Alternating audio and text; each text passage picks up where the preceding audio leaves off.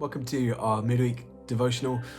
I'm going to share something with us from Psalm 34 today. So if you've got a Bible with you in whatever shape, form, capacity that is, then make your way to Psalm 34. I'm going to read that for us in the video. So if you can't get there or you're watching it on a phone and your Bible is on your phone, all that kind of good stuff, don't panic. And I hope that this will be our meditation for today, maybe through the rest of the week. Psalm 34 is doing a lot of things, as most of them are, obviously.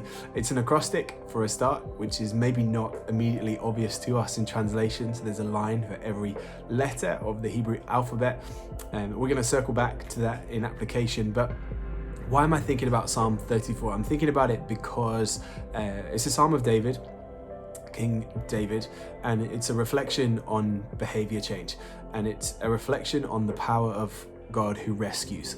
And I want to focus on that, not just because of the immediacy of what we are going through and not just because of the situations that we are in, but I want us to meditate on, to think about, to share some devotional time around how does our behavior change when we feel under threat in any situation, any circumstance. How do our patterns of thought change when we feel that we are under attack? How do our words change? How do our responses change? How do our actions change when we feel under attack, when we feel under threat, when we are processing change? How do we respond to those things? Because Psalm 34 is a response to thinking about those things and dwelling on the reality of a God who rescues. That's not the promise of getting our own way. That's not the promise of difficult, uncomfortable, inconvenient things going away, but it's choosing to focus on the reality of a God and the power of God who rescues.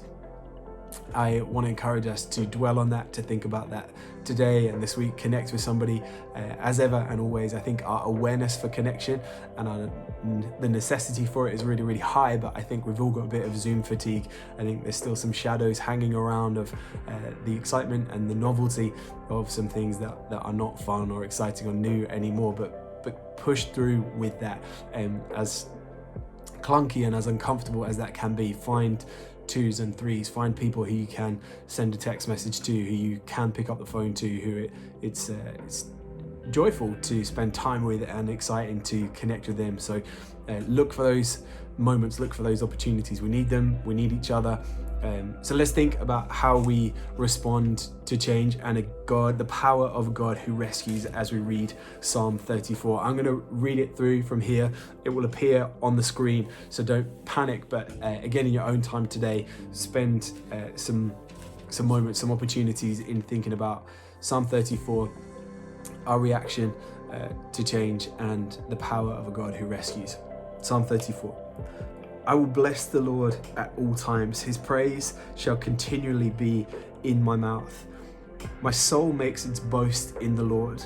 Let the humble hear and be glad. Oh, magnify the Lord with me, and let us exalt his name together.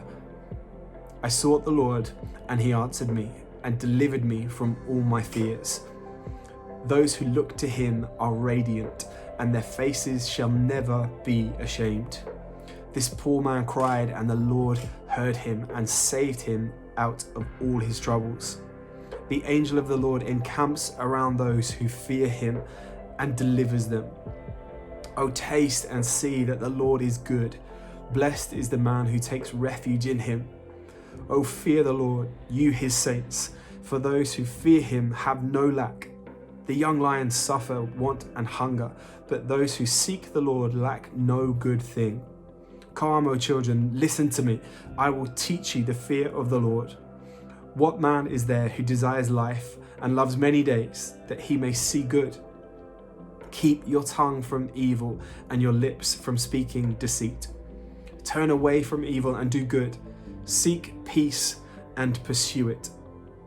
The eyes of the Lord are toward the righteous, and his ears toward their cry. The face of the Lord is against those who do evil, to cut off the memory of them from the earth.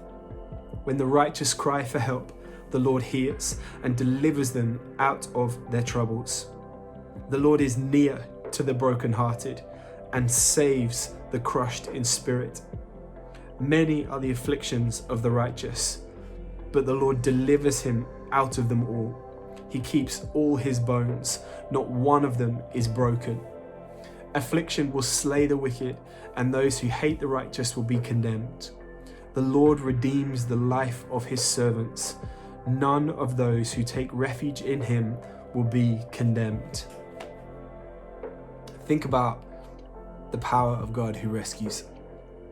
Dwell on the way that he wants to speak to you and teach you in our response to change, that there are moments available to us even now, even in these confusing times, that there are moments available to us where God is teaching us and drawing us towards him. And if you are practical in application and you need something to do to help you to fix on this and to use this as a devotion, maybe respond in a not dissimilar way to David. Maybe write your thoughts down. Maybe write your psalm of response down, thinking about the power of God who saves. It doesn't need to be a line for every letter of the alphabet. It can be, but it doesn't need to be. But dwell on something that God is speaking to you about, your response, something that has brought up a pattern or a picture or an image or a person or a place or something, and write your response to it. Think about the power of God who rescues, and write it down, and then maybe share that with some people to encourage them, to help them this week.